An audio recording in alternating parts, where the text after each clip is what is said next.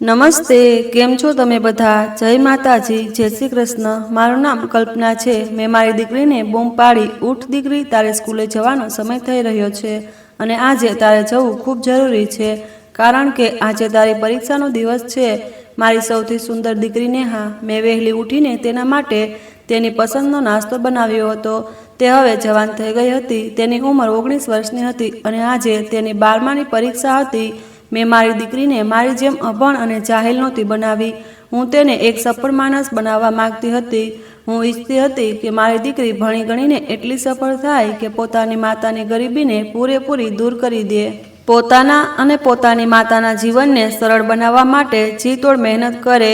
તે 4 વર્ષની હતી ત્યારે મેં તેનું સ્કૂલમાં એડમિશન કરાવ્યું હતું. ત્યારે મારી આંખોમાં ચમક હતી કે આ મારી દીકરી એક દિવસ મારી મહેનત વ્યર્થ નહીં કરે. પરંતુ હવે ન જાણે મારી દીકરીને શું થઈ ગયું હતું. હું ઘણા દિવસોથી તેને જોતી હતી કે તે ખૂબ ડરેલી હતી. હું તેને તેના ડરનું કારણ પૂછું તો તે હસીને ના પાડી દેતી. હું તેની માતા હતી. ભલે મેં તેને જન્મ ના આપ્યો હોય, પરંતુ તેના ચહેરાની ઉદાસી અને તેના હૃદયની પરેશાનીને હું સારી રીતે સમજી ગઈ હતી. તેના ચહેરા પર છવાયેલી ઉદાસી કંઈક ખોટું થવાનો આદેશ આપી રહી હતી. મેં તેને દિલાસો આપ્યો કે તારે પરેશાન થવાની જરૂર નથી દીકરી. મેં તને ખૂબ હિંમતવાળી બનાવી છે. તું સારી રીતે જાણે છે કે આજે તારી પરીક્ષામાં જવું કેટલું જરૂરી છે. જો તે પરીક્ષા ન આપી તો તારા 12 વર્ષનો અભ્યાસ વ્યર્થ થઈ જશે. પરંતુ તે પોતાના મનમાં ન જાણે કેવા વિચારો લઈને બેઠી હતી કે એટલી પરેશાન થઈ રહી હતી. પછી અચાનક તેણે મને એવી વાત કહી જે સાંભળીને હું આશ્ચર્યચકિત થઈ ગઈ. માં, સાંભળો, તેણે મને કહ્યું. મેં કહ્યું, હા દીકરી, શું કહેવા માગે છે? તેણે કહ્યું, ઠીક છે, હું પરીક્ષા આપવા જાઉં છું, તૈયાર છું, પરંતુ તમારે મને સ્કૂલે મૂકવા આવવું પડશે. મેં કહ્યું, દીકરી, મેં તને હિંમતવાળી બનાવી છે. તું મારી ખૂબ સારી દીકરી છે. તો આજે તું આવી હિંમત કેમ હારી રહી છે? તેણે કહ્યું, ના માં, બસ મને એવું થઈ રહ્યું છે કે આજે તમે મને સ્કૂલે મૂકવા આવો. હું તેની વાત પર ચૂપ થઈ ગઈ. હંમેશા તો તે એકલી સ્કૂલે જતી હતી. મેં તેને આત્મનિર્ભર બનાવી હતી અને શીખવ્યું હતું કે કોઈથી ડરવાની જરૂર નથી. આ દુનિયા ડરનારાઓને વધુ નબળા માને છે. તે મારી વાતોને ખૂબ સારી રીતે જાણતી હતી, પરંતુ આજે તે ખૂબ પરેશાન હતી. તેથી મેં ખુશીથી કહ્યું, ઠીક છે દીકરી, તું તૈયાર થઈ જા અને નાસ્તો કરી લે. હું તને સ્કૂલે મૂકી આવું. ન જાણે આજે મારી હિંમતવાળી દીકરીને શું થઈ ગયું. મેં આજે તેની ઈચ્છા પૂરી કરી હતી અને હું તેને સ્કૂલે મૂકવા ગઈ હતી. રસ્તામાં ધીમે ધીમે ચાલી રહી હતી. એવું લાગતું હતું કે તેને કોઈના આવવાનો ડર હતો, કારણ કે તે આજુબાજુ જોઈ રહી હતી અને થોડી ગભરાઈ પણ રહી હતી. મેં તેના ખભે હાથ મૂક્યો અને કહ્યું, દીકરી, તારી માં તારી સાથે છે. તું આરામથી જા. તારા મનમાંથી બધા ખરાબ વિચારો કાઢી નાખ અને ફક્ત તારી પરીક્ષા પર ધ્યાન આપ. તેણે હસીને મારી તરફ જોયું. મેં કહ્યું, પાછા આવતી વખતે તું તારી ગલીની સહેલીઓ સાથે ઘરે આવી જજે, ડરવું નહીં. તેણે કહ્યું, ઠીક છે માં. હું તેને સ્કૂલે મૂકીને દિલાસો આપીને પાછી આવી ગઈ હતી, પરંતુ મારું દિલ ત્યાં જ અટવાઈ ગયું હતું. મને વારંવાર મારી દીકરીની ચિંતા થઈ રહી હતી. તે એટલી બધી પરેશાન હતી. તે હિસાબે તો મને એવું જ લાગી રહ્યું હતું કે તે બરાબર પરીક્ષા નહીં આપી શકે, કારણ કે તેનું ધ્યાન તેની પરેશાની પર હતું. આવી સ્થિતિમાં જ્યારે માણસનું મન ડાયવર્ટ થઈ જાય છે, ત્યારે તે પોતાના કામથી પણ ધ્યાન હટાવવા લાગે છે. આજે મારે ફરીથી મારા કામ પર જવાનું હતું. મારું રોજનું કામ હતું. હું કચરો છૂટવાનું કામ કરતી હતી. તેથી બધું કામ પૂરું કરીને હું જેવી મારા કામ માટે નીકળી તો પાછા આવતી વખતે વિચાર્યું કે દીકરીનો સ્કૂલનો સમય થઈ ગયો. તેની છૂટી થવાની હશે. હું તેને લેવા જઈ આવું. તેને એકલી પણ નહીં આવવું પડે અને મારી સાથે આવશે તો તેને થોડી રાહત પણ મળશે. હું આશ્ચર્યચકિત થઈ ગઈ. જેવી હું આગળ વધી તો મારા પગમાં એક નોકદારનો વસ્તુનો અહેસાસ થયો. નીચે નમીને જોયું તો આ જોઈને મારા પગ નીચેથી જમીન સરકી ગઈ. તે નોકદાર વસ્તુ બીજું કંઈ નહીં પરંતુ મારી દીકરીના ગળામાં લટકતું લોકેટ હતું, જે મને આ સમયે મારા ઘરની પાછળની ગલીમાં મળ્યું હતું. મારું શરીર કાંપવા લાગ્યું કે જો મારી દીકરીનું લોકેટ અહીં હાજર છે તો મારી દીકરી ક્યાં છે? મારું દિલ જોરથી ધડકવા લાગ્યું. મને નેહાની ચિંતા થઈ રહી હતી. હું ઝડપથી દોડીને મારી દીકરીની શોધમાં સ્કૂલે નીકળી ગઈ. જેવી ત્યાં પહોંચી તો ત્યાંથી ખબર પડી કે તેની પરીક્ષા થઈ ગઈ હતી. તેણે ઝડપથી પરીક્ષા આપી દીધી હતી અને તેની તબિયત પણ ઠીક નહોતી. તેની બધી સહેલીઓ પણ ત્યાંથી નીકળી રહી હતી, પરંતુ તે તેમાંથી પહેલાં નીકળી ગઈ હતી. આ વાત સાંભળીને તો મારા હોશ ઉડી ગયા કે જો તે સ્કૂલેથી ઝડપથી ઘરે ગઈ હોય તો હજુ સુધી ઘરે કેમ ન પહોંચી? સ્કૂલથી ઘર સુધીનો રસ્તો માત્ર 10 મિનિટનો હતો. મારા શરીરની જાન નીકળી ગઈ કે મારી જાનથી પ્યારી દીકરી આખરે ક્યાં ગઈ? મેં તેને ખૂબ લાડ પ્યારથી ઉછેરી હતી. મારી આંખોમાંથી આંસુ વહેવા લાગ્યા. હું ઇધર ઉધર તેને શોધતી ફરવા લાગી. પાગલોની જેમ તેને શોધવા લાગી. દરેક ગલી, દરેક ખૂણે જોવા લાગી, પરંતુ મારી દીકરી મને ક્યાંય નજર ન આવી. હવે મારું દિલ જોરથી ધડકવા લાગ્યું. મને ખૂબ ગભરાટ થઈ રહ્યો હતો. મારા શરીરમાંથી પરસેવો નીકળવા લાગ્યો, કારણ કે તેને ગુમાવવાનો વિચાર પણ જો મારા મનમાં આવે તો હું ડરી જતી હતી. પછી મને યાદ આવ્યું કે છેલ્લા કેટલાક દિવસોથી નેહા ખૂબ પરેશાન દેખાતી હતી. તેણે મને કહ્યું હતું કે એક શ્રીમંત છોકરો તેની પાછળ પડ્યો હતો. ગલીઓમાં તેને સ્કૂલે આવતા જતા જોતો હતો. તેથી મને વધુ ડર લાગવા લાગ્યો. મને મારી દીકરીએ કહેલી એક એક વાત યાદ આવવા લાગી, અને સવારે જ્યારે તે પરીક્ષા આપવા માટે પણ ના પાડી રહી હતી, હું સમજી ગઈ કે મારી દીકરીનું ડરવું અને ગભરાવું બિલકુલ ઠીક હતું.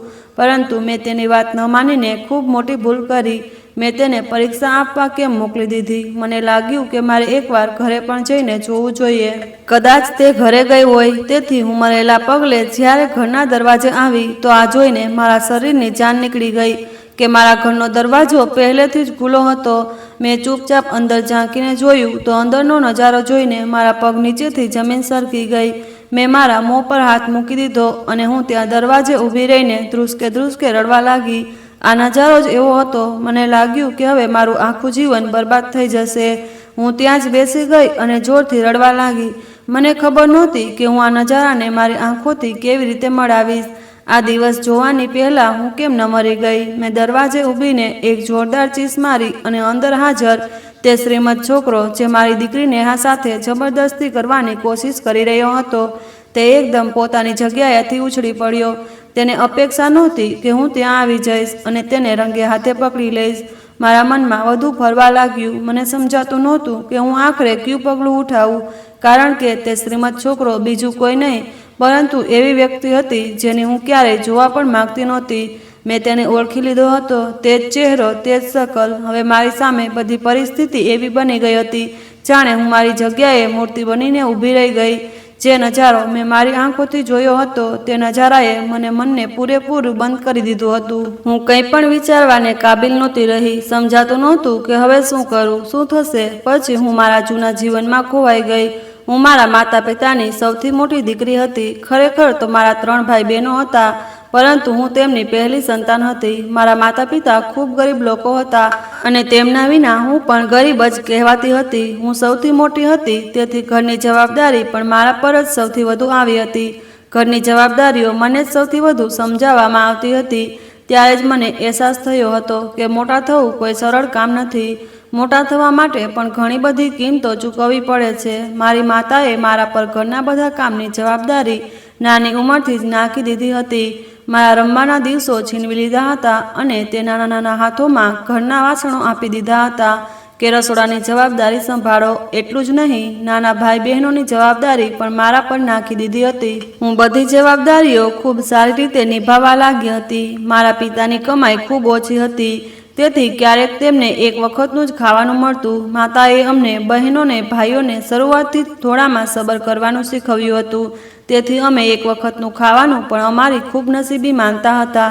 દિવસો સારા નહોતા, બસ ઠીક ઠીક ગુજરી રહ્યા હતા કે એક દિવસ એવી ખબર આવી જે સાંભળીને મને મારા કાન પર વિશ્વાસ ન થયો. મારા પિતાજી જે નાનકડી નોકરી કરતા હતા તેમાંથી થોડા ઘણા પૈસા ઘરે આવી જતા હતા. તેમાંથી અમારું ગુજરાન ચાલી રહ્યું હતું.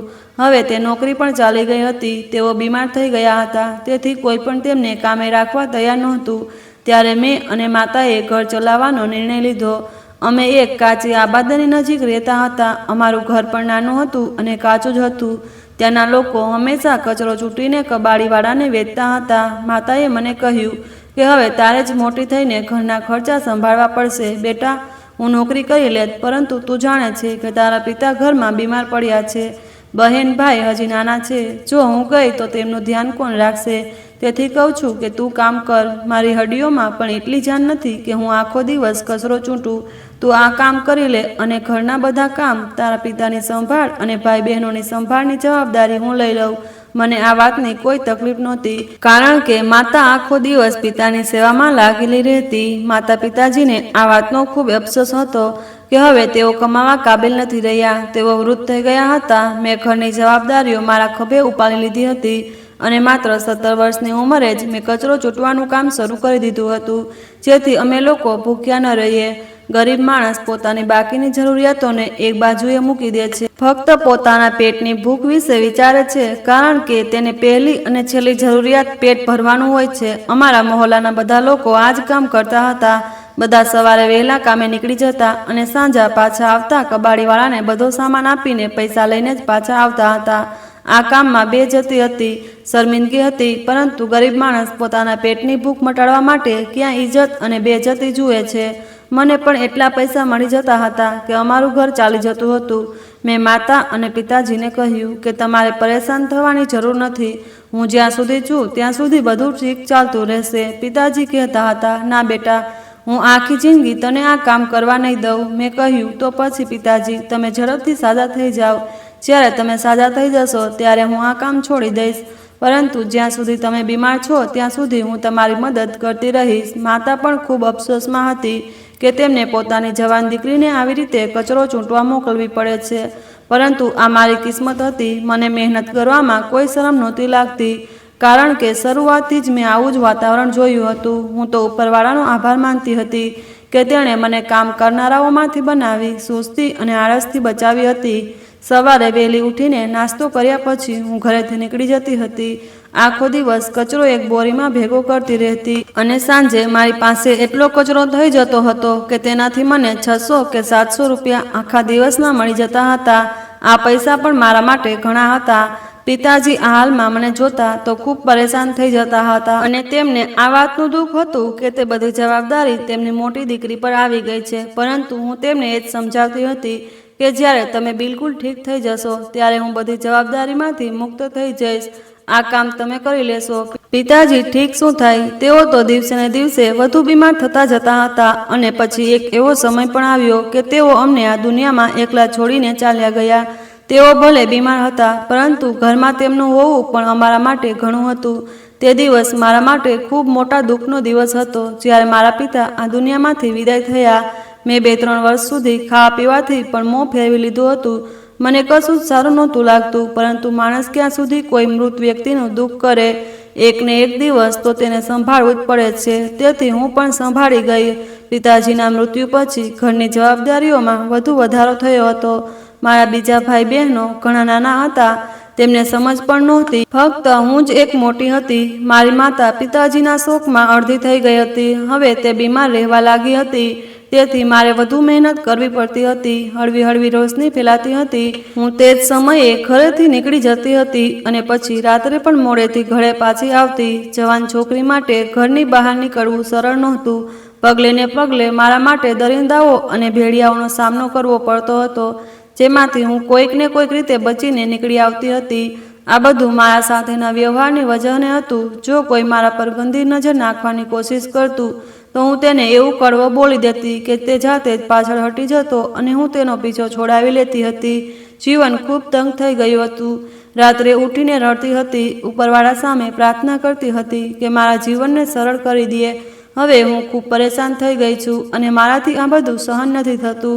હું ઈચ્છતી હતી કે મને કોઈ એવી નોકરી મળે જ્યાં મારે શર્મિંદગી ન ઉઠાવવી પડે, જ્યાં મારે મારી ઇજ્જત ગુમાવવાનો ડર ન હોય. જ્યારે લોકો જોતા હતા કે હું કચરો ચૂંટવાનું કામ કરું છું, તો લોકો મને અજીબ અજીબ નજરોથી જોતા હતા, જાણે આ કોઈ ખૂબ મોટું કામ હોય. હું કોઈના ઘરમાં ચોરી તો નહોતી કરતી. આ મહેનતનું કામ હતું અને તેનાથી મારું ઘર ચાલતું હતું. ભલે હું આ કામથી કેવી રીતે મોં ફેરવી શકું જેનાથી મારું ઘર ચાલતું હોય. મેં લોકોની વાતો પર ધ્યાન આપવાનું છોડી દીધું હતું અને મારું કામ ચાલુ રાખ્યું. હવે હું 19 વર્ષની થઈ ગઈ હતી. પિતાજીના મૃત્યુને પણ 2 વર્ષ વીતી ગયા હતા.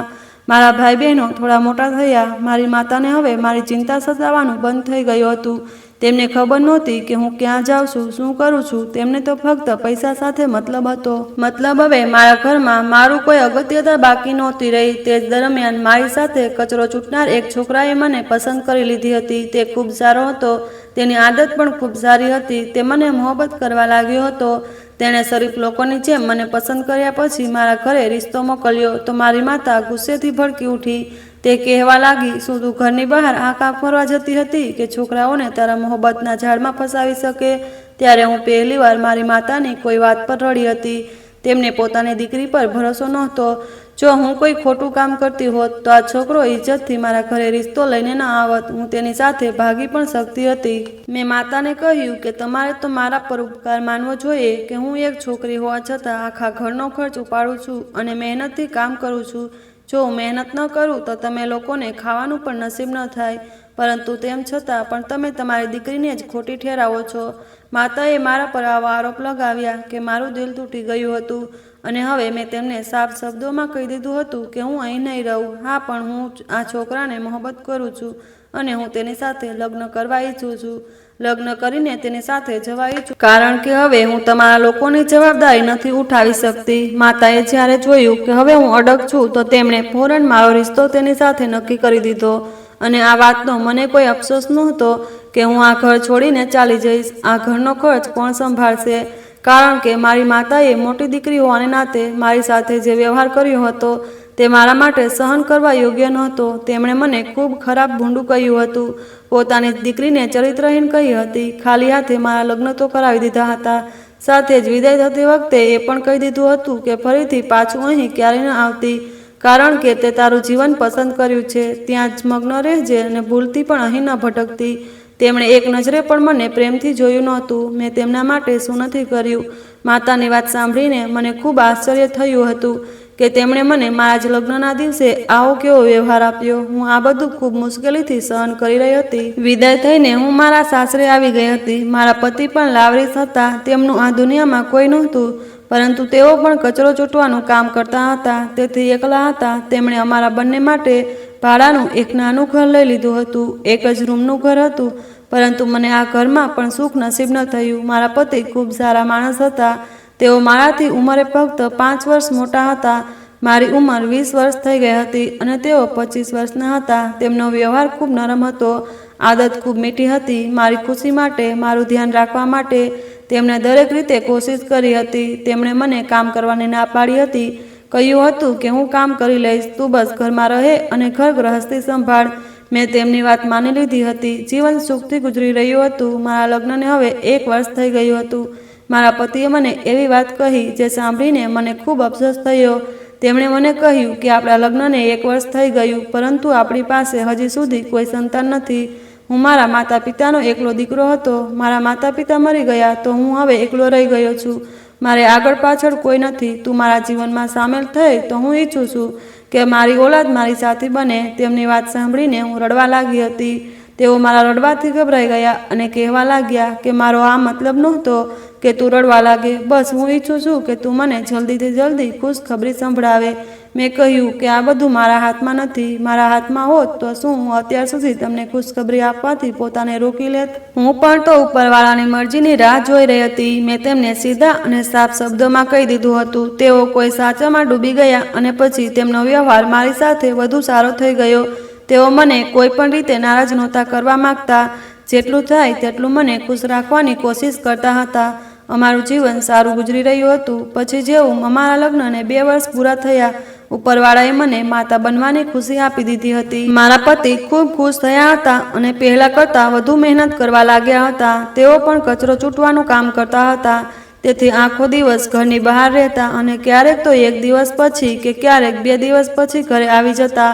હું તે સમયે નાની હતી, નાદાન હતી. મને કંઈ સમજ નહોતી આવતી કે આ હાલતમાં કેવી રીતે ઉઠવું, બેસવું થાય છે. તેથી મેં જાતે જ મારું નુકસાન કરી લીધું. વજન ઉપાડવાની વજહથી મારા 2 બાળકને ગુમાવી દીધું. જ્યારે મારા પતિને આ વાતની ખબર પડી તો તેમને ખૂબ ગુસ્સો આવ્યો અને તેઓ ખૂબ અફસોસમાં આવી ગયા હતા. એટલું જ નહીં, તેઓ બીમાર પડી ગયા. આ વાતથી તેમને સમજાયું કે વધુ મહેનતના લોભે તેમના પોતાના બાળકથી દૂર કરી દીધું. તેઓ પોતાની હેસિયત મુજબ મને નજીકની હોસ્પિટલમાં લઈ ગયા હતા, જ્યાં ડૉક્ટરે સાફ શબ્દોમાં કહી દીધું હતું કે હવે તમે ક્યારેય માતા નહીં બની શકો. મને અને મારા પતિને આ વાતનો ખૂબ આઘાત હતો, પરંતુ તેઓ હવે બીમાર થઈ ગયા. તેઓ ખૂબ નરમ દિલના માણસ હતા. આ વાતને સહન ન કરી શક્યા અને પોતાને અને પોતાના બાળકના મૃત્યુના ગુનાહિત માનતા રહ્યા. કહેતા કે મારા કારણે તું બાંધ થઈ ગઈ. હું તેમને ખૂબ સમજાવતી હતી કે તમારા કારણે આ બધું નથી થયું. તેની તબિયત દિવસે ને દિવસે નબળી થતી જતી હતી. એટલું જ નહીં, એક દિવસ તેઓ રાત્રે સૂઈ ગયા તો સવારે ઉઠ્યા જ નહીં અને મને એકલી છોડીને ચાલ્યા ગયા. હવે હું સાવ એકલી થઈ ગઈ હતી અને મને ખાવા પીવાના ફાંફા પડી ગયા હતા. હું ફરીથી મારા જૂના કામ પર પાછી આવી ગઈ અને કચરો ચૂંટવાનું કામ શરૂ કરી દીધું. દિવસો આત્રીજે ગુજરવા લાગ્યા. મારી માતાએ તો પહેલેથી જ મને પોતાના ઘરમાંથી કાઢી નાખી હતી. હું એકલી જ આ ભાડાના ઘરમાં રહેતી હતી. જે કામ કરતી તેનાથી મારું ગુજરાન ચલાવતી અને ભાડાના પૈસા આપી દેતી હતી. કચરો ચૂંટવાનું કામ મને ઘણી હદ સુધી આવડતું હતું. મેં એ જ કામ શરૂ કરી દીધું. સવારે દિવસ નીકળે તે પહેલાં અને સાંજ સુધી હું ઘરે પાછી આવી જતી. મને મારા પતિની ખૂબ યાદ આવતી હતી, પરંતુ હું શું કરી શકું? મારું જીવન પહેલેથી જ સરળ નહોતું અને હવે વધુ મુશ્કેલ થઈ ગયું હતું. એક દિવસ સવારે વહેલા લગભગ 5 વાગ્યાનો સમય હશે. કચરો ચૂંટવા માટે મારી જગ્યાએ પહોંચી હતી ત્યારે મને કચરાના ઢગલામાંથી કોઈ હલચલનો અવાજ સંભળાયો. હું આશ્ચર્યચકિત થઈ ગઈ. હજી તો પૂરેપૂરી રોશની પણ ફેલાઈ નહોતી. આ કચરામાં કોણ છે? મને લાગ્યું કે કદાચ કોઈ પ્રાણી હશે જે કચરાના ઢગલામાં સંતાઈ ગયું હશે. મેં હિંમત કરીને કચરો હટાવ્યો તો આ જોઈને મારા પગ નીચેથી જમીન સરકી ગઈ કે ત્યાં બીજું કોઈ નહીં પરંતુ એક નાની એવી માસૂમ છોકરી હતી. એવું લાગતું હતું જાણે તેનો જન્મ હજી 2 દિવસ પહેલાં જ થયો હોય. તે ગળું ફાટી ફાટીને રડવા લાગી. હું ગભરાઈ ગઈ કે ભલા કોણ આટલું નિર્દય હોઈ શકે કે આ નાની છોકરીને અહીં છોડીને ચાલ્યું ગયું. કોણે તેને અહીં ફેંકી દીધી? તે ઠંડીથી કાપી રહી હતી. મેં ફોરન તેને ઉપાડી મારા કપડામાં છુપાવી લીધી. તેને ગરમી મળી તો તે શાંત થઈ ગઈ અને પોતાની મોટી મોટી આંખોથી મને જોવા લાગી. તે સમયે મને આ છોકરી પર ખૂબ પ્રેમ આવ્યો. તેને જોતાં મને મારા બાળકની યાદ આવવા લાગી જેને મેં આ દુનિયામાં આવે તે પહેલાં જ ગુમાવી દીધું હતું. હું તેને મારા દુપટ્ટામાં છુપાવીને ઘરે લઈ આવી અને તે દિવસે મેં મારું કામ ન કર્યું. મેં જૂના કપડાથી તેને સારી રીતે સફાઈ કરી. તે બિલકુલ સુકૂનમાં આવી ગઈ હતી. હું તો પહેલાંથી જ બાંજ હતી. મને ખ્યાલ આવ્યો કે શા માટે નહીં હું તેને મારી દીકરી બનાવી લઉં. હું જ્યારે તેને કપડાં પહેરાવી રહી હતી તે દરમિયાન મારી નજર તેના ગળામાં પડેલા એક લોકેટ પર પડી. હું આ મૂંઝવણમાં હતી કે આ લોકેટ તેનું જ છે કે કોઈ બીજાનું. મેં લોકેટ ખોલીને જોયું તો હું ઉછળી પડી. આ લોકેટની તસવીરમાં શહેરના ખૂબ મોટા બિઝનેસમેન હાજર હતા. મેં આ વ્યક્તિને ઘણી વખત કચરો ચૂંટતી વખતે મોટી મોટી દુકાનોમાં દાખલ થતા જોયા હતા. ટીવીમાં પણ હું તેમને જોતી હતી. આ અમારા શહેરના મશહૂર બિઝનેસમેન હતા. મારા રૂવાડા ઊભા થઈ ગયા કે આટલા મોટા બિઝનેસમેન અને તેમની દીકરી આ રીતે કચરાના ઢગલામાં હાજર છે. આ વાત મને કંઈ સમજાઈ નહોતી. ભલે આ બધું શું થઈ રહ્યું હતું? શું કોઈએ આ છોકરીને તેમનાથી દૂર કરી દીધી કે પછી કોઈએ તેમનો બદલો લીધો કે તેમણે જાતે જ કંઈક ખોટું કરીને આ છોકરીને અહીં ફેંકી દીધી? પરંતુ આ લોકેટ તેના ગળામાં કેવી રીતે આવ્યું? આ બધું ખૂબ મોટો સવાલ બની ગયું હતું. મને બસ એટલું સમજાતું હતું કે જેની છોકરીને હું ઉછેરી રહી છું તે એક ખૂબ મોટા બિઝનેસમેનની દીકરી છે અને તેમનું નામ આખા શહેરમાં જાણીતું છે. આપણા આખા દેશમાં તેમનો વેપાર ફેલાયેલો છે. મજાલ છે કે મારા દિલમાં આ વ્યક્તિનું નામ સાંભળતા જ કોઈ લોભ પેદા થયો હોય, કારણ કે હું આ છોકરીને ફરીથી તેના માલિકને આપવાનું વિચારી પણ ન શકતી. મને આ છોકરી સાથે લગાવ થઈ ગયો હતો અને હું તેના મોહબ્બતમાં ગિરફ્તાર હતી. હું તેને પોતાનાથી દૂર નહોતી કરી શકતી કારણ કે હું નિસંતાન હતી. ડૉક્ટરે મને બાંધ જણાવી દીધી હતી. આવી સ્થિતિમાં કોઈ બાળકીનું મારા ઘરે આવવું, મને કચરાના ઢગલામાંથી મળવું એ મારા માટે કોઈ નસીબથી ઓછું નહોતું. મેં તેને ન કરવાને બદલે મારા જીવનમાં સામેલ કરવાનો નિર્ણય કરી લીધો. મેં નક્કી કરી લીધું હતું કે હું તેનો ઉછેર કરીશ, તેને મારી દીકરી બનાવીશ, તેનો ઉછેર સારી રીતે કરીશ અને તેનાથી મારી એકલતા દૂર કરીશ. આ માટે જો મારે ઘણી બધી મહેનત કરવી પડે તો હું ઘણી બધી મહેનત કરી ગુજરવા માટે તૈયાર છું. પરંતુ હું આ બાળકીને હવે ફરીથી તે બિઝનેસમેનને આપવાનું વિચારી પણ ન શકતી હતી. જો કે મારા દિલે ઘણી વખત વિચાર્યું હતું કે જો તું તારી હાલત બદલવા માંગે છે તો બિઝનેસમેનને આ વાત જણાવી શકે છે કે તેની દીકરી તારી પાસે છે. કદાચ તે પોતાની દીકરી પાછી મળ્યા પછી તારી થોડી મદદ કરી દે અને તું આ ગરીબીથી દૂર થઈ જાય. પરંતુ મેં આ વિચારને મારા મનમાંથી કાઢી નાખ્યો. ઉપરવાળાનો આભાર માન્યો અને વિચાર્યું કે આ બાળકીને મને મળી ગઈ છે અને હવે મારો સહારો બનશે. મારા માટે આજ પૂરતું છે. હું તેને પાળી પોષીને મોટી કરીશ અને તેને એક ઉત્તમ માણસ બનાવીશ. આ મારી એકલતાની સાથી સાબિત થશે. આ બધી સારી વાતો મેં મારા દિલમાં વિચારી લીધી હતી અને બાળકીને જોવા લાગી. મેં તેનું નામ નેહા રાખ્યું હતું. તે હવે ગરમીનો અહેસાસ કરી રહી હતી. મેં તેને બિલકુલ ઠંડી ન લાગવા દીધી. મારી પાસે જે થોડા પૈસા હતા તેનાથી ફોરેન બજારમાં જઈને તેના માટે દૂધનો ડબ્બો, ફીડર અને એક જોડી કપડાં ખરીદ્યા હતા, જેથી મારા ઘરમાં આવેલા નવા મહેમાનને નવા કપડાં પહેરાવી શકું. તે ખૂબ જ પ્યારી હતી. હું તેને ખૂબ પ્રેમ કરતી હતી. મને તેની કિસ્મત પર અફસોસ પણ થવા લાગ્યો હતો કે આટલા મોટા બિઝનેસમેનની દીકરી હોવા છતાં તે બિચારી કચરાના ઢગલામાં પડી હતી. આ કેવી કિસ્મત લઈને જન્મી છે. મને વારંવાર તેની સાથે ખોટું કરનારાઓ પર ગુસ્સો આવતો હતો. ન જાણે કોણે આ માસૂમ બાળકીને કચરાના ઢગલામાં મરવા ફેંકી દીધી હતી. પરંતુ ઉપરવાળાનું આ કરવું સારું હતું કે તે મને યોગ્ય સમયે મળી ગઈ અને હું તેને મારી દીકરી બનાવીને ઘરે લઈ આવી. હું હવે તેની સાથે ખુશ રહેવા લાગી હતી. આ મારા માટે એકલતા દૂર કરવાનો ખૂબ મોટો ઉપાય હતો. હું તેનો ઉછેર કરવા લાગી. જેમ જેમ તે મોટી થતી ગઈ તેમ તેમ એ સાબિત થતું ગયું કે તે ખરેખર એક સારા ઘરમાંથી આવે છે, કારણ કે તે અભ્યાસમાં ખૂબ સારી હતી, ખૂબ સમજદાર હતી અને ખૂબ સારી સાબિત થઈ રહી હતી. તે હવે મને મમ્મી કહીને બોલાવતી હતી. હંમેશા તે પૂછતી કે મમ્મી, બધાને પિતા હોય છે, મારા પિતા ક્યાં છે? તો હું તેને કહેતી, તારા પિતા ભગવાનને પ્યારા થઈ ગયા અને હવે આપણે બંને મા દીકરી એકલા છીએ. હું જે પણ કહેતી તે મારી વાતો પર યકીન કરી લેતી હતી. તે ખૂબ જ સરળ વ્યવહારની હતી. મેં તેને મારી જેમ અભણ નહોતી બનાવી, બલકે નાની ઉંમરથી જ તેનું એડમિશન કરાવી દીધું હતું. તે ખુશી ખુશી સ્કૂલે જતી હતી અને અભ્યાસમાં મન લગાવીને કરતી હતી. ટ્યુશન ભણવા માટે મેં તેને ગલીની જ એક છોકરી પાસે મૂકી હતી. જ્યારે તે સ્કૂલથી ટ્યુશન જતી ત્યારે હું કચરો ચૂંટવા જતી હતી. આ વાત તેને ખબર હતી. મેં તેને શીખવ્યું હતું કે કોઈ પણ કામમાં શરમ નથી અનુભવી અને તારી માં મહેનતનું કામ કરે છે, મહેનતથી પૈસા કમાઈને તને ખવડાવે છે, તો તારે તારી માં પર ગર્વ અનુભવવો જોઈએ. તે મારી વાત પર મને ગળે લગાડતી, પોતાના હાથ વીંટાળીને કહેતી કે તમે દુનિયાની સૌથી સારી મમ્મી છો. તમારા જેવી માં કોઈની હોય જ ના શકે. તમે મારા માટે કેટલી મહેનત કરો છો માં. તે આ વાતો પર ખૂબ ખુશ થતી. જ્યારે તે મને પોતાના નાના નાના હોઠથી માં કહેતી ત્યારે મને ખૂબ સારું લાગતું હતું. તેની વાતો પર હું મારું દિલ મજબૂત કરી લેતી હતી કે ન જાણે આ પણ કોની દીકરી હશે જેની માં આજ સુધી તેને યાદ કરતી હશે અને તે તેમનાથી દૂર થઈ ગઈ. પરંતુ ક્યારેક હું એ પણ વિચારતી હતી કે લોકો કેટલા પથ્થરદિલ થઈ જાય છે, જીવતા જાગતા શરીરને કેવી રીતે કચરાના ડગલામાં ફેંકીને ચાલ્યા જાય. ક્યારેક મારા દિલમાં એ પણ વિચાર આવતો કે જો નેહા મને ન મળી હોત તો આજે મારા જીવનમાં આ ખુશીઓ ન આવી હોત. કદાચ કોઈએ મારી સૂની ગોદ ભરવા માટે આ ગોદની ઉજાડી હશે. દિમાગમાં વિચાર તો ઘણા આવતા હતા, પરંતુ હકીકત શું હતી એ કોઈને ખબર નહોતી. તેની કિસ્મત સારી હતી કે તેને હું મળી ગઈ અને હું તેના ઉછેરમાં ક્યારેય કોઈ કમી નથી છોડી. તેને સારા સંસ્કાર આપ્યા હતા, તેની દરેક ઈચ્છા પૂરી કરી હતી.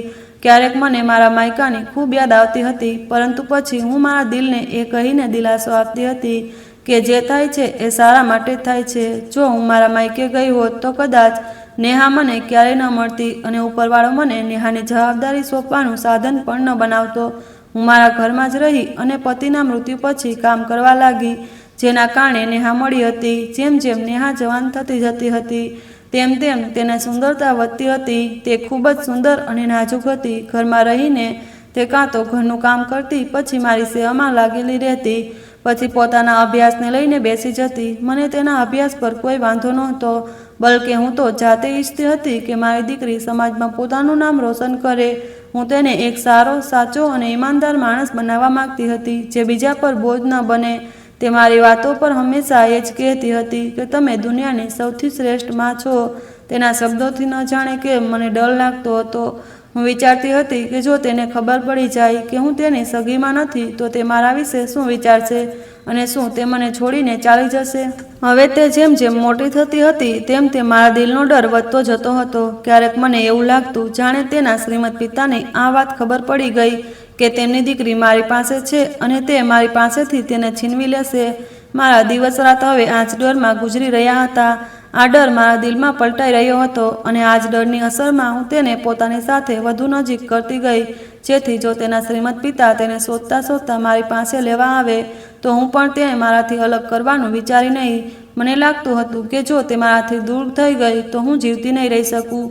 દિવસો આ રીતે ગુજરી રહ્યા હતા, પરંતુ હું મારા ડર પર કાબૂ ન કરી શકી. મારી દીકરી સુંદર, સુશીલ અને સમજદાર હતી હજી તેનું ઇન્ટરનું છેલ્લું વર્ષ હતું. મેં આખી જિંદગી મારી મહેનતથી કમાઈને તેને અહીં સુધી પહોંચાડી હતી. હવે તે આટલી કાબિલ થઈ ગઈ કે ઇન્ટર પૂરું થયા પછી કોલેજમાં એડમિશન લેવા માંગતી હતી. મને તેના પર ગર્વ અનુભવાતો હતો, કારણ કે તેને મારી કમાઈને વ્યર્થ જવા દીધી નહોતી.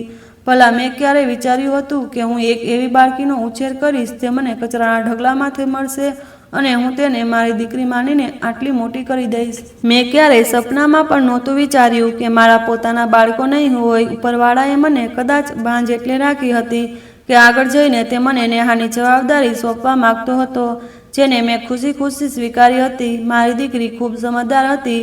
તે મારી દરેક વાત માનતી હતી, પરંતુ હું છેલ્લા કેટલાક દિવસોથી અનુભવી રહી હતી કે તે ઘણી પરેશાન હતી. મોકો જોઈને મેં તેને પૂછી લીધું કે તે કેમ પરેશાન છે. એમ તો મને તેની સાથે વધુ વાતો કરવાનો સમય નહોતો મળતો. રોજ આપણે રાત્રે જ વાત કરતા હતા. દિવસે તો હું મારા કામ પર હતી. મેં તેને પૂછ્યું, શું વાત છે નેહા, તું આટલી બુઝાયેલી કેમ રહે છે? કોઈ વાત હોય તો મને કહે, હું તારી માં છું, તારી દરેક પરેશાનીને સમજીશ દીકરી. મારી વાત સાંભળતા જ તેના ચહેરા પર સુકૂન આવી ગયું. તેણે મને કહ્યું, હું બિલકુલ ઠીક છું, બસ મારા માથામાં દુખાવો થવા લાગ્યો છે. હું તેની સગી માં તો નહોતી, પરંતુ તેનો ઉછેર તો મેં જ કર્યો હતો, એટલે હું તેને ખૂબ સારી રીતે ઓળખતી હતી. મેં તેને કહ્યું, તારા માથામાં દુખાવો તો ત્યારે જ થાય છે જ્યારે તું ખૂબ પરેશાન હોય છે. તું મને જલ્દીથી કહે કે આખરે તું કેમ પરેશાન છે. તેની આંખોમાં આંસુ આવી ગયા. તેણે મારી તરફ જોયું અને કહેવા લાગી, માં, હું ઘણા છેલ્લા દિવસોથી અનુભવું છું કે એક શ્રીમંત છોકરો મારી પાછળ પડ્યો છે. હું તેને કાંઈ નથી કહેતી, તે બસ મને જોતો રહે અને હંમેશા મારો પીછો કરતો રહે છે. ન તો તેણે ક્યારેય મારી સાથે બદતમીજી કરી, ન આગળ આવીને મને પરસવાની કોશિશ કરી, પરંતુ તેનો મારી પાછળ આવવાનો મતલબ શું છે? તેની વાત સાંભળીને મેં તેને દિલાસો આપ્યો, પરંતુ હું ચૂપ થઈ ગઈ અને જે ડર મારા દિલની અંદર પલટાઈ રહ્યો હતો તેને આજે મારી સામે જીભ પર આવતું જોઈને મારી આંખો ફાટીની ફાટી રહી ગઈ. મારી જગ્યાએ આંખોથી તેને જોવા લાગી. તેણે મારી આંખો સામે ચપટી વગાડી અને કહેવા લાગી, માં, શું થયું તમને? તેને ક્યાં વિચારોમાં ખોવાઈ ગયા છો? હું તેને હવે શું કહું કે હું ક્યાં વિચારોમાં છું? બલકે મારો ડર હવે વધુ વધી ગયો હતો. મારું ચેન અને સુકૂન ખતમ થઈ ગયું હતું. મેં તેને એ જ સમજાવ્યું કે તું આવી વાતો ન વિચાર. જરૂરી થોડું છે કે શ્રીમંત છોકરો તારી જ પાછળ આવશે. તે વાતોમાં જ તેને પૂછી લીધું કે તે શ્રીમંત છોકરો ઉંમરમાં લગભગ કેટલો હશે. તેણે મને જે ઉંમર જણાવી, હવે તો મને પાકો યકીન થઈ ગયો હતો કે હો ન હો તે તેના પિતા તો નથી, કારણ કે તેના પિતાની ઉંમર વધુ હશે અને તે મને ફક્ત 26 વર્ષમાં છોકરા વિશે જણાવી રહી હતી. તે મારી અલમારીમાં રાખેલા તેના બાળપણના લોકેટને બહાર કાઢીને સૌથી પહેલાં તેમાંથી તસવીર કાઢી નાખી, જે તે લોકેટમાં લાગેલી હતી, જેથી તેને ખબર ન પડે, અને મેં સુકૂનનો શ્વાસ લીધો. પરંતુ હવે મારા સુકૂનના દિવસો ખતમ થઈ ગયા હતા અને મારા હોશ ઠેકાણે આવી ગયા હતા. મને દિવસ રાત એ જ લાગતું હતું કે મારી દીકરીને લઈ જશે. હું રડતી રહેતી હતી. સવારે ઉઠીને જ્યારે મારા કામ પર જતી ત્યારે પણ મારું ધ્યાન આ જ વાતમાં અટવાઈ રહેતું હતું. કબાડીવાળો પણ હવે મારી સામે ફરિયાદ કરવા લાગ્યો કે તું પહેલાં કરતાં ઘણું ઓછું કબાડ લઈને આવે છે. હવે હું તેને શું કહું કે હું કઈ મૂંઝવણમાં ચાલી રહી છું. મારી દીકરી એકલી સ્કૂલે જતી હતી. હું તેને ખૂબ સમજાવતી, ન તો તે કોઈની સાથે વાત કરે, ન કોઈના કહેવાથી ઊભી રહે, બલકે સીધી સ્કૂલથી ઘરે પાછી આવે. હું મજબૂર હતી. કામના કારણે હું જાતે તેને સ્કૂલે મૂકવા ન જઈ શકતી, અને જો તેને મૂકવા કે લેવા જાવ તો કામ છોડવું પડતું. આ શક્ય નહોતું. હું મારી જગ્યાએ મજબૂર થઈને રહી ગઈ હતી, અને આ જ વાતે મને અડધી પાગલ કરી દીધી હતી કે હું તેને ઢગલાબંધ સલાહ આપતી હતી, જેનાથી તે મારી વાતથી પરેશાન થઈ જતી હતી. કહેતી, માં, તમે મારા માટે આટલું પરેશાન કેમ રહો છો? તમે મને મજબૂત બનાવી છે. જો કોઈએ મને હાથ લગાવવાની પણ કોશિશ કરી તો હું તેનો હાથ તોડી નાખીશ. આ વાત સાચી હતી કે મેં તેને મજબૂત બનાવી હતી, પરંતુ જે વાત મારા દિલમાં છુપાયેલી હતી તે કેવી રીતે ઓળખે? બસ મને એ જ ડર હતો કે જો તેના અસલી પરિવારને આ વિશે ખબર પડી ગઈ તો શું થશે? મારી તો આખી જિંદગીની કમાઈ મારી દીકરી જ છે. હું તો ઉજળી જઈશ. એક દિવસ હું કામેથી પાછી આવી તો મારી દીકરી ખૂબ રડી રહી હતી. મેં તેને મારા ગળે લગાવી લીધી. મેં કહ્યું, શું થયું બેટા, તું કેમ રડે છે? તો તેણે મને જે કંઈ જણાવ્યું તે સાંભળીને મારું દિમાગ શાંત થઈ ગયું હતું. તે કહેવા લાગી, માં, તે શ્રીમંત છોકરો મારી સ્કૂલની અંદર આવ્યો હતો અને મારા વિશે પૂછી રહ્યો હતો કે હું ક્યાં છું. તેણે મારી સહેલીઓ પાસે મારા ઘરનું સરનામું પૂછી લીધું છે. મેં જાતે મારા કાને સાંભળ્યું. હવે હું ડરું છું કે ક્યાંક તે ઘર સુધી ન પહોંચી જાય. તેની વાત સાંભળીને મારા હોશ ઉડી ગયા. હું પણ રડવા લાગી કે હવે મારી ઉંમરભરની કમાઈ મારા હાથમાંથી ફીસડવાની જ હતી. મારું મન થઈ રહ્યું હતું કે હું તેને સચ્ચાઈ જણાવી દઉં, પરંતુ હું રોકાઈ ગઈ કે પહેલાં જાણી તો લઉં કે તે વ્યક્તિ કોણ છે. જો તે કોઈ બીજું નીકળ્યું તો મેં તેને કહી દીધું કે બસ હવે તું ઇન્ટરની પરીક્ષા આપી દે, તે પછી તું કોલેજમાં એડમિશન ન લે અને હું પણ કામે નહીં જાઉં. હંમેશા તારી સાથે રહીશ, તને કોઈ કંઈ નહીં કરે. તેણે મારી વાત માની લીધી. તે પરીક્ષાની તૈયારી કરી રહી હતી, પરંતુ આજે સવારે જ્યારે હું તેને ઢગલાબંધ દિલાસો આપી રહી હતી અને જાતે તેને સ્કૂલે મૂકવા ગઈ હતી તો કચરો ચૂંટતી વખતે પણ મારું ધ્યાન તેના પર જ લાગેલું રહ્યું. ક્યાંક તે તેને શોધી ન રહ્યો હોય. તેણે મને જણાવ્યું હતું કે તે શ્રીમંત છોકરો ખૂબ બગડેલો છે. તેની વાત સાંભળીને મને ડર લાગવા લાગ્યો કે ક્યાંક આ કોઈ બીજો માણસ ન હોય જે મારી દીકરીની સુંદરતા જોઈને તેની પાછળ લાગી ગયો હોય. જ્યારે હું તેના પરીક્ષા કેન્દ્ર પર પહોંચી તો ત્યાં જઈને ખબર પડી કે તે તો પરીક્ષા પૂરી થતાં જ ઘરે ચાલી ગઈ. તેની તબિયત પણ ઠીક નહોતી. મારા હાથ પગ ધ્રુજવા લાગ્યા કે સવારે જે મારી દીકરી કહી રહી હતી તે ક્યાંક સાચું તો નથી થવાનું. હું જેવી દોડીને ઘરે પહોંચી તો તે શ્રીમંત છોકરો મારી દીકરી સાથે જબરદસ્તી કરવાની કોશિશ કરી રહ્યો હતો અને તે ચીસો પાડીને પોતાને તેની પાસેથી છોડાવવાની કોશિશ કરી રહી હતી. મારી નજર તે શ્રીમંત છોકરાના ચહેરા પર પડી તો મારા હોશ ઉડી ગયા કે આ તો તે તસવીરવાળા બિઝનેસમેનનો દીકરો છે. હું તેના પિતાની સાથે સાથે તેને પણ ઓળખતી હતી, બલકે આખું શહેર તેને ઓળખતું હતું. હું ઝડપથી દોડીને ઘરની અંદર ગઈ, તેને જોરદાર ધક્કો માર્યો અને મારી દીકરીને ઝડપથી તેની પકડમાંથી છોડાવી. તે મારા પર હુમલો કરવા માટે તૈયાર હતો, પરંતુ મેં તેને રોકી દીધો અને કહ્યું કે તને ઉપરવાળાનો ડર નથી? તને ખબર છે કે આ છોકરીનો તારી સાથે શું સંબંધ છે? તેણે કહ્યું, એ બુઢિયા, તું મને ઓળખતી નથી કે હું કેટલો શ્રીમંત છું. બસ તારી દીકરી પર મારું દિલ આવી ગયું છે. ઘણા સમયથી તેની શોધમાં છું. બસ એક વખત તેની ઇજ્જત ખરાબ કરવા માગું છું. તને કેટલા પૈસા જોઈએ છે? હું તને આપવા તૈયાર છું. મારા રસ્તામાંથી હટી જા. મેં કહ્યું, ભગવાન માટે એક વખત મારી વાત તો સાંભળ. તે હસવા લાગ્યો અને કહેવા લાગ્યો, હટ મારા રસ્તામાંથી, નહીં તો સારું નહીં થાય. મેં ઝડપથી અલમારીમાંથી તે લોકેટ કાઢ્યું અને જે તસવીર મેં તેમાંથી કાઢીને રાખી દીધી હતી તે તસવીરને તેમાં લગાવી દીધી અને તેને કહ્યું, આ જો આ લોકેટ. જ્યારે મેં તે લોકેટ મારા હાથમાં લહેરાવ્યું તો તે લોકેટને ધ્યાનથી જોવા લાગ્યો અને તેને પોતાની ગરદન પર નજર નાખી. તેણે પણ એવું જ એક લોકેટ પોતાની ગરદનમાં પહેર્યું હતું, કારણ કે મને ખબર પડી ગઈ હતી કે આ તે જ બિઝનેસમેનનો દીકરો છે. તેણે કહ્યું, આ લોકેટ તારી પાસે કેવી રીતે આવ્યું? મેં કહ્યું, ઘણા વર્ષો પહેલાં આ છોકરી જ્યારે મને મળી હતી ત્યારે તેની ગરદનમાં આ લોકેટ હતું. તેણે આશ્ચર્યથી નેહા તરફ જોયું. નેહા પણ અજાણી નજરોથી ક્યારેક મને જોતી તો ક્યારેક લોકેટને. જો નેહા ખરેખર આ બિઝનેસમેનની દીકરી હતી તો આ છોકરો તેનો સગો ભાઈ હતો અને ભાઈ હોવા છતાં તે પોતાની બહેનની ઇજ્જત પર હાથ નાખવા જઈ રહ્યો હતો. હવે મારી ફરજ બનતી હતી કે હું તેની અને નેહાની સામે બધી સચ્ચાઈ ખોલી દઉં. મેં તે છોકરાને કહ્યું, હું તને ખૂબ સારી રીતે ઓળખું છું. આ તસવીરમાં હાજર માણસ તારા પિતા છે, પરંતુ જ્યારે નેહાની ગરદનમાં હાજર આ લોકેટ મેં જોયું હતું ત્યારે મેં એ જ વિચાર્યું હતું કે નેહા પણ આ માણસની દીકરી છે, પરંતુ મને કંઈ પણ કન્ફર્મ નથી. આ મારી દીકરી છે, તેને મેં ઉછેરી છે, પરંતુ જન્મ નથી આપ્યો, કારણ કે આ મને કચરાના ઢગલામાંથી મળી હતી. આ સાંભળીને તે છોકરાના હોશ ઉડી ગયા. તેને શર્મિંદગી અનુભવવા લાગી. સચ્ચાઈ સામે આવતા જ મારી દીકરી જોર જોરથી રડવા લાગી હતી. પછી તે છોકરો જે અત્યાર સુધી ચૂપચાપ ઊભો હતો તેણે મારી સામે હાથ જોડીને કહ્યું, આંટી, મને માફ કરી દો. મને ખબર નહોતી કે આ છોકરી મારી બહેન છે. જો તમને આ કચરાના ઢગલામાંથી મળી હતી અને તેની ગરદનમાં આ લોકેટ હતું તો આ મારી બહેન જ છે. મારા માતા પિતા તેની યાદમાં અડધા થઈ ગયા છે, કારણ કે જ્યારે તેનો જન્મ થયો હતો ત્યારે અમારા ઘરમાં એક નોકરે અમારી સાથે ગદ્દારી કરી હતી. તેણે મારા પિતાનો બદલો લેવા માટે મારી માતાની 2 દિવસની દીકરીને ક્યાંક ફેંકી દીધી હતી.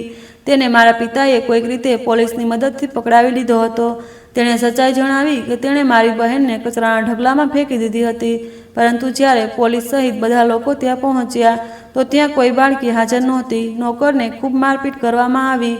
નોકર અમને બરબાદ કરવા માંગતો હતો. તે મારા પિતાના એક જૂના દુશ્મન સાથે મળી ગયો હતો. તે મારી બહેનને નુકસાન પહોંચાડીને મારા પિતાને તકલીફ આપવા માંગતો હતો, પરંતુ જ્યારે તેણે સચ્ચાઈ બોલી ત્યારે મારી બહેન તે જગ્યાએથી ગાયબ થઈ ચૂકી હતી જ્યાં તેણે તેને ફેંકી હતી. નોકર તો પકડાઈ ગયો. મારા પિતાના બધા આરોપીઓ પકડાઈ ગયા, પરંતુ મારી બહેન ક્યાંય ન મળી. જે દિવસે મારો જન્મ થયો હતો ત્યારે મારા પિતાએ મને પણ આ જ લોકેટ પહેરાવ્યું હતું.